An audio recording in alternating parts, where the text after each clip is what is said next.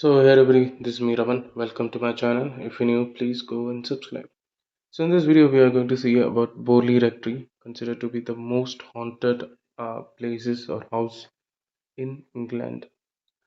So let's begin with our story. So Borley Rectory was first built in 1863 on the site of an old monastery. The reports of strange occurrences date back to the mid 1800s. However, the first documented evidence of paranormal activity was in early 1900s. The first reports that came to public attention were from 1928, when the then owner, Guy Eric Smith, and his wife contacted the Daily Mirror newspaper to report the strange goings on. The newspaper then took on the help of paranormal investigator Harry Price. Mr. Price stayed at the house to carry out an extensive research more than a year. In 1939, the house was burned to ground, an oil lamp the cause. It was then left in ruins until 1944 when it was demolished. So, as this house is labeled as one of the most haunted houses in England, and this story is similar to the story of Nun. I guess they took an inspiration from here, maybe. One of the earliest sightings, and perhaps the most famous, is that of a nun. This may seem strange given that there used to be a monastery on the site. One would expect a monk rather than a nun. According to the folklore, local folklore, a nun from a nearby nunnery fell in love with a monk from the monastery, and the pair attempted to elope together, and they were found and sentenced to death. The monk was reported to have been sent to the gallows in the monastery, whereas the nun was sealed into the walls of the nunnery alive.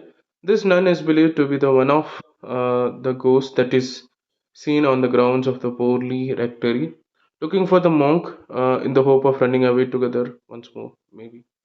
The nun has been seen and heard several times throughout the years.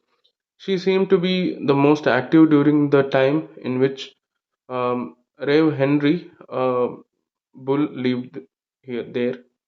The next most significant report comes from Eric Smith and his wife. They reported mysterious footsteps, doorbells ringing of their own house, and poltergeist activity, which occurred numerous times. So, to elaborate the story of Eric and his wife, so in 1927, this Reverend guy, Eric Smith, and his wife moved into the rectory. The first instances of the very modern haunting laid there. So, shortly after moving in, the skull of a young woman was found in the cupboard of his wife. This discovery was said to have been trigger for supernatural activity within the house. Immediately after the discovery of skull, a whole host of paranormal events were said to have occurred. Strange lights appeared, unexplained footsteps, as I mentioned earlier, and the ghostly figure of which was in the house, kind of was seen around his house. The couple went on to contact Daily Mirror, saying that their intent was to make contact with the Society of for Physical Research. Naturally, when tabloids are contacted, issues arise concerning the individual's intent, desire for publicity, and legitimacy of their claims. These issues of fame versus sincerity would similarly plague Borley throughout its years of infamy. The Mirror responded to the couple's claim by sending a reporter joined by Harry Price, a paranormal researcher, carving a name for himself as a renowned investigator of medium psyches and senents. Shortly after Price's arrival, the unexplained activity increased considerably. Price compiled a report of dramatic experiences, recounting spirit messages and objects thrown about the house by unseen hands. Curiously, as Price departed, so the phenomena.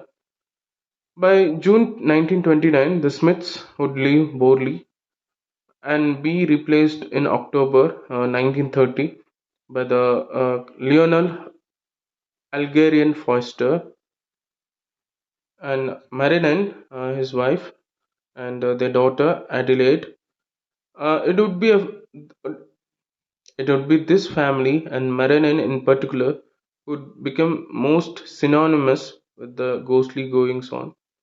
The family remained in the house for 5 years, during which time the Reverend compiled a substantial report of all the supernatural experiences the family had endured. This enormous dossier was subsequently submitted to Harry Price, whose interest would only grow as the years passed. So the Reverend's report includes variety of distressing claims, including breaking of windows, strange writings appearing on the walls, the daughter being locked in the room to which there was no key. Objects such as bottle stones were thrown about the house. Marilyn would make additions to the document that would eclipse anything reported before.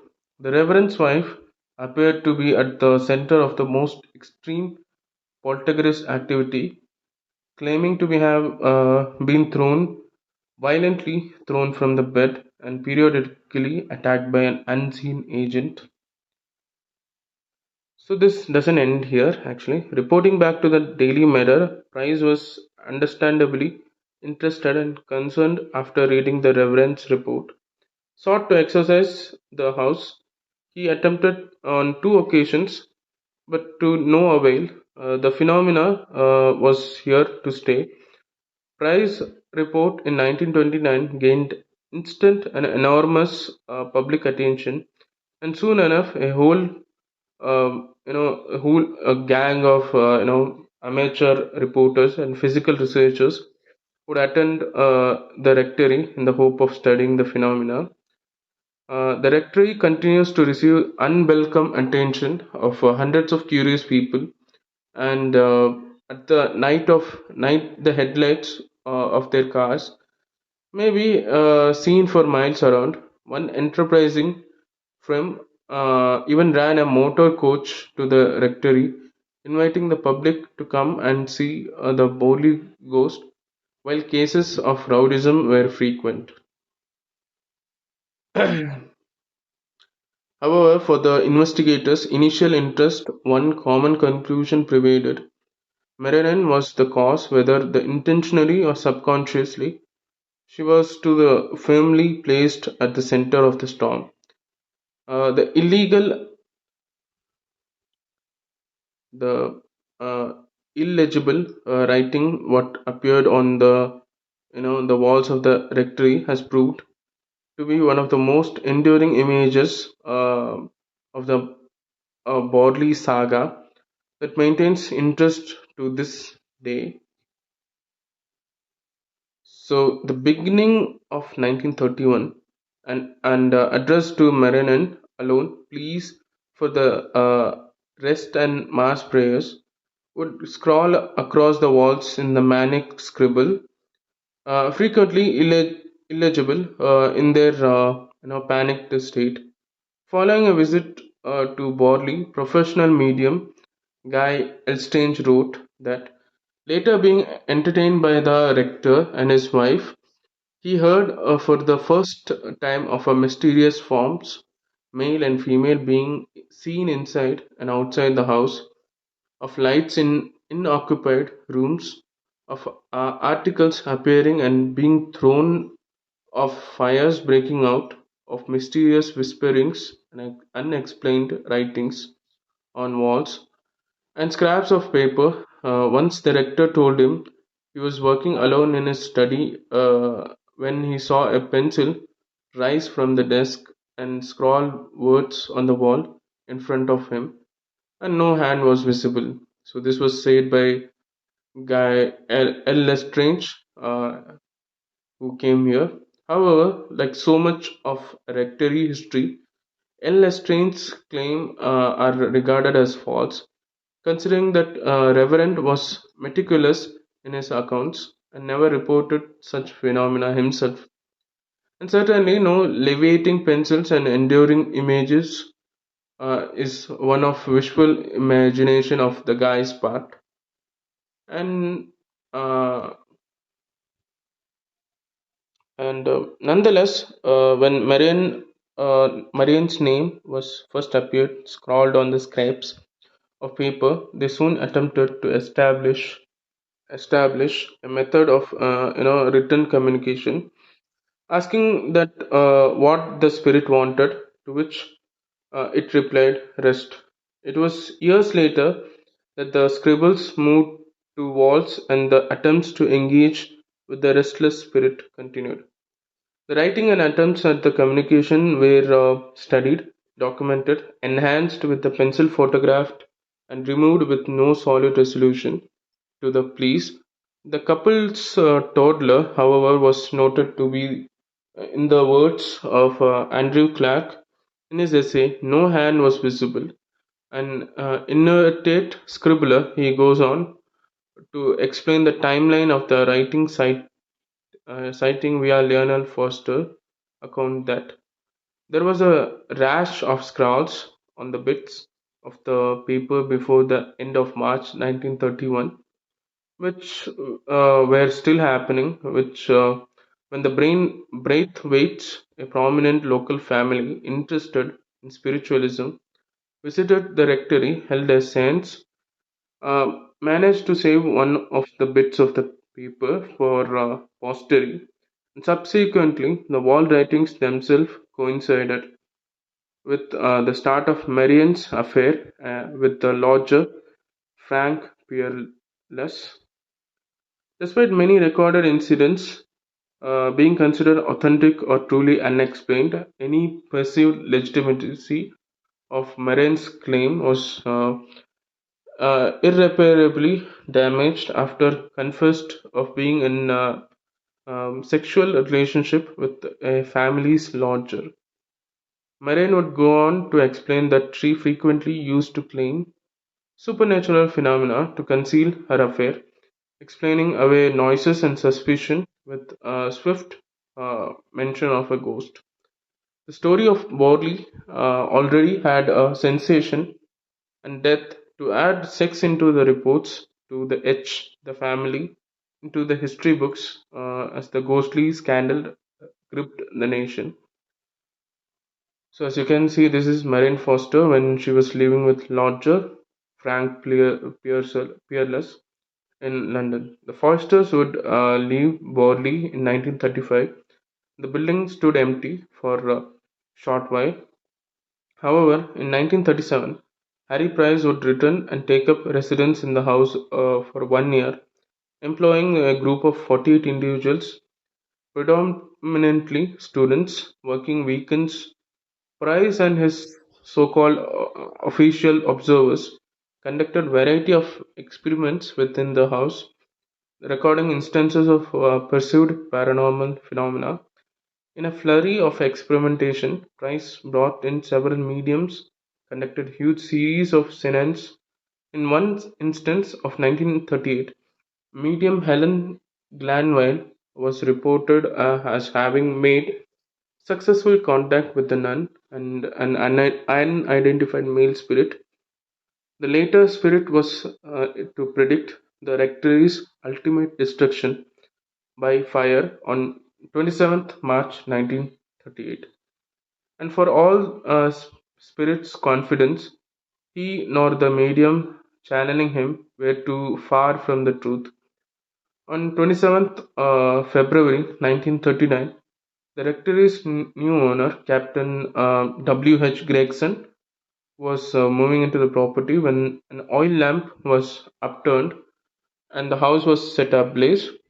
There was no saving the rectory, and the house was gutted by flames. Although reported as an accident, upon investigation, the insurance company deemed Gregon's action as deliberate, and the house was left as a ruin, never to rebuild. Despite renaming the property the Priory, it is suggested that he ultimately planned to cash in the rectory's history and turned house into a tourist spot. Um, and uh, Gregson and was never to have his wish. However, the small matter of raging fire was not to keep Harry Price away from Borley. After revisiting more of Marine's wall writings, Price believed that the message read, "The well tank bottom me," or "The well tank bothers me." Price was sure that the body of the nun, whose restless spirit plagued the house, would at last be found. He returned to the site and dug into the cellar, finding the bones that would bring the full story of the rectory to the final dramatic closure. Yet, it with all it as with all aspects of Borley, the resolution was not as it seemed. The two bones found at the bottom of the pit was that of a pig, not of a tragic nun, although the faced with the cold poke of reality. Price was not to be shaken from his own narrative, nor his continued relationship relation with Borley. Uh, Accounts of exactly what was found vary to this day, although accounts of what accounts of exactly what was found vary to this day, although the local vicar of Borley refused to allow the Christian burial of the bones. The church nearby Liston did. Subsequently, 2 years later, on 29th May 1945, a small gathering, including Price and local photographer, watched on as the bones were interred into the service officiated by the Rev. Alfred Clifford Henning. In official reports from the Price contemporary website and his book, The End of Borley Rectory, that is 1946, the nature of the burial differs widely from the pig bone furrow to elsewhere. The bones, the part of human jaw and a skull, popularly thought to be the mortal remains of Mary Leary, the ghost nun who haunted this place.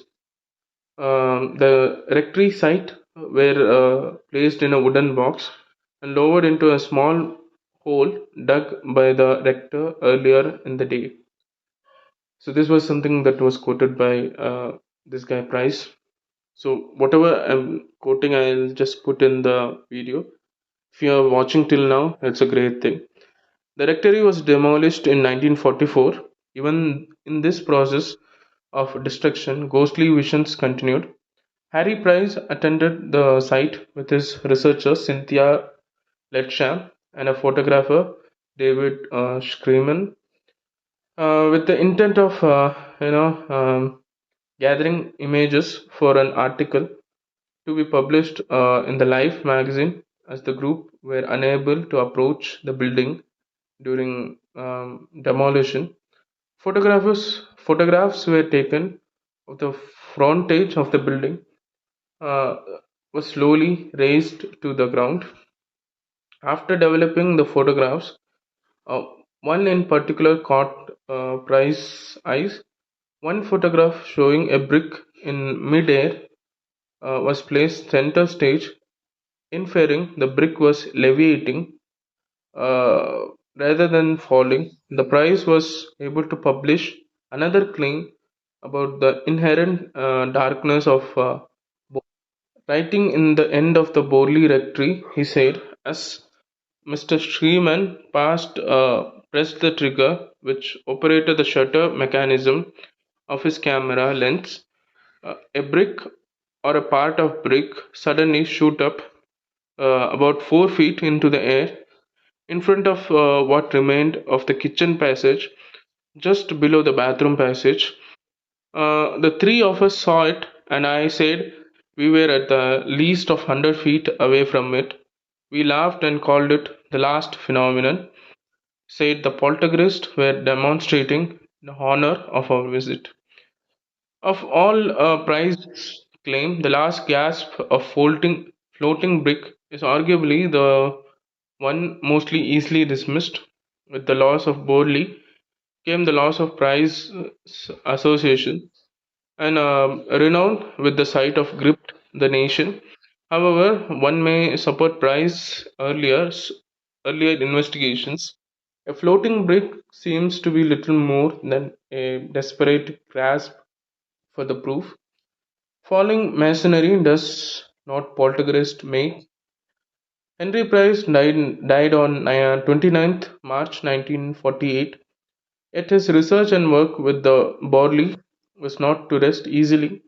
Following his death, accusations of fraud were rife from the skeptics, investigators, associates alike. Later in 1956, three of Price's peers collaborated to work titled "The Haunting of Borley Rectory," which argued the majority of Price's claim deliberately false and fraudulent, with reported phenomena easily attributed to deliberate misdirections, acoustics, or the presence of vermin within the residence. Although many contemporary enthusiasts, parapsychologists, and academics alike support and endorse Price's legacy and body of work, his contribution to the world of paranormal research remains continu- con- his contribution to the world of paranormal research remains contentious issue. Later in life, Marianne Foster would publicly admit her part in the haunting of Borley Rectory. The vicar's wife admitted that she had never experienced anything supernatural within the house, and that any reports to the contrary were false. She explained that all the reported activity within the house were due to misinterpreted creaks and sounds from the ill weather. The moments of visitor within the house and her own deliberate deceptions ultimately at her husband's cost. So the stories surrounding the rectory and Price investigations are so enormous and sprawling that they cannot be possibly be included in one.